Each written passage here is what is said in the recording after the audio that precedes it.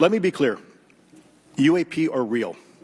Advanced technologies not made by our government or any other government are monitoring sensitive military installations around the globe. Furthermore, the U.S. is in possession of UAP technologies, as are some of our adversaries.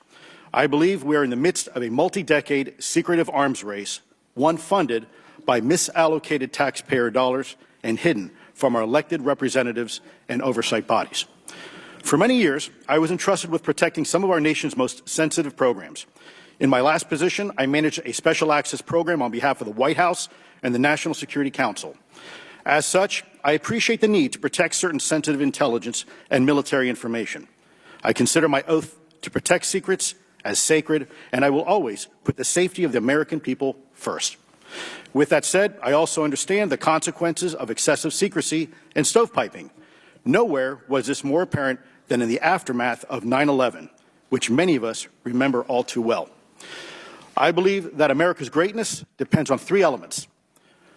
A watchful Congress, B, a responsive executive branch, and C, an informed public. Over the last decade and a half, I learned that certain UAP programs were and are operating without any of these elements. Although much of my government work on the UAP subject still remains classified, excessive secrecy has led to grave misdeeds against loyal civil servants, military personnel, and the public, all to hide the fact that we are not alone in the cosmos. A small cadre within our own government involved in the UAP topic has created a culture of suppression and intimidation that I've personally been victim to, along with many of my former colleagues.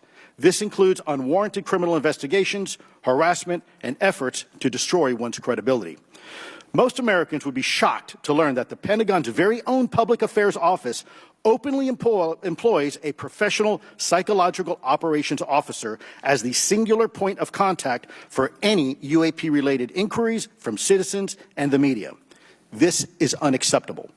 Many of my former colleagues and I have provided classified testimony to both the Department of Defense and the Intelligence Community Inspector General, and many of us have subsequently been targeted by this cabal with threats to our careers, our security clearances, and even our lives.